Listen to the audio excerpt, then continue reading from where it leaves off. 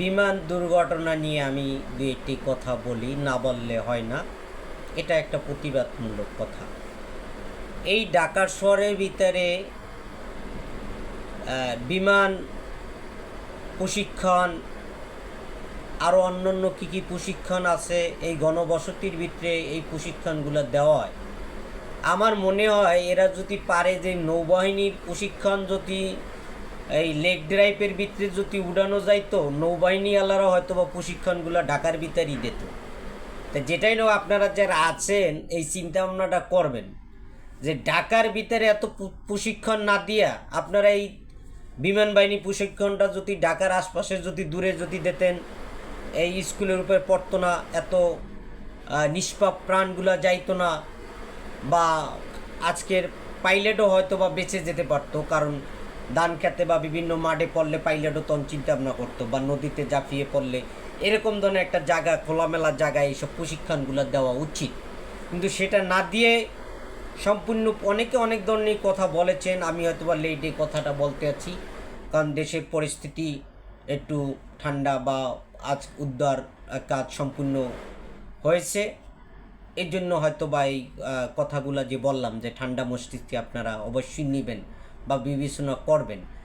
কারণ ঢাকার ভিতরে সব প্রশিক্ষণ চালাইয়েন না, ঢাকার বাইরে আউটসাইডে কিছু করার চেষ্টা করেন, যেখানে প্রশিক্ষণ দিলে মানুষের ক্ষতি হবে না, মানুষের ক্ষতি খুব কম হবে, সে চিন্তাভাবনা করেই প্রশিক্ষণ দেওয়া উচিত। আজকের বিমান দুর্ঘটনা এই গণবসতি এলাকায় যদি প্রশিক্ষণটা না হতো, আমার মনে হয় পাইলটও হয়তো বা বেঁচে যেতে পারতো, এত জনসাধারণ মানুষেরও কোনো হতাহত হতো না, নির্মমভাবে প্রাণ দিতে হতো না, বা নির্মমভাবে এত আহত হতো না।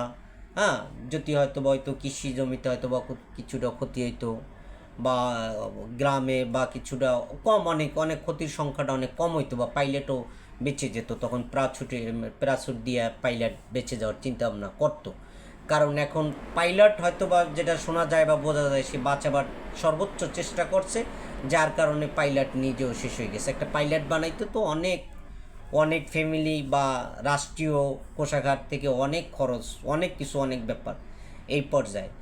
আর বিমান যে কোনো ব্যাপারই না হোক, আমাদের দেশে তো আমি মনে করি যে শক্তি কোনো অস্ত্র আছে কিনা জানা নাই, যেটাই হোক আপনারা একটু এইসব খাতে দুর্নীতি অতটা করেন না, দুর্নীতি করার দরকার নাই।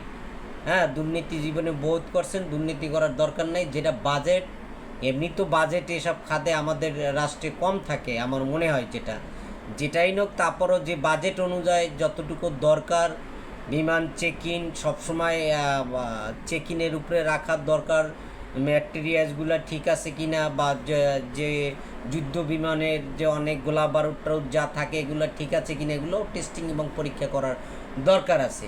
ইভেন কি এই গোডাউনও গণবসতি লোকের ভিতরে রাখা উচিত না।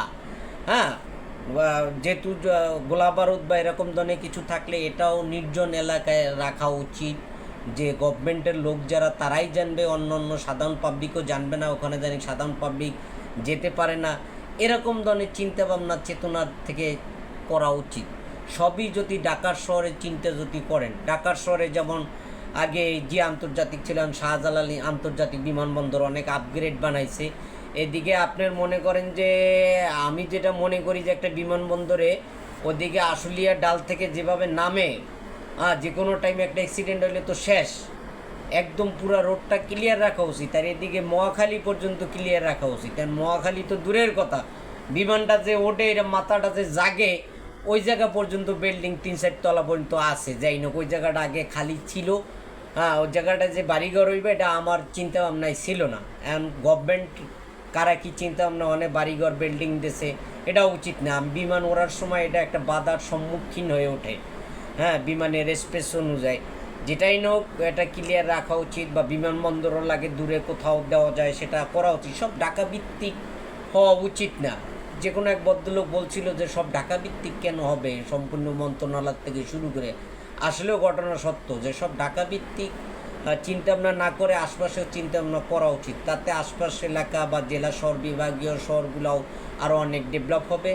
এই চিন্তাভাবনা করবেন। বর্তমানে যে অন্তর্বর্তী সরকার আছেন ডক্টর ইউনূস স্যার উনি অবশ্যই সারা ওয়ার্ল্ডের একজন আইকন হিসেবে উনি বোঝা উচিত পরিস্থিতি, বিভিন্ন জায়গায় সব কিছু করা উচিত। যেহেতু আমার ভিডিওটা লং হয়ে যেতেছে, আমি আর বেশিক্ষণ করব না, সংক্ষিপ্ত। আপনারা কমেন্টের মাধ্যমে মতামত জানাবেন যে আমার কথাগুলো ঠিক আছে কি না।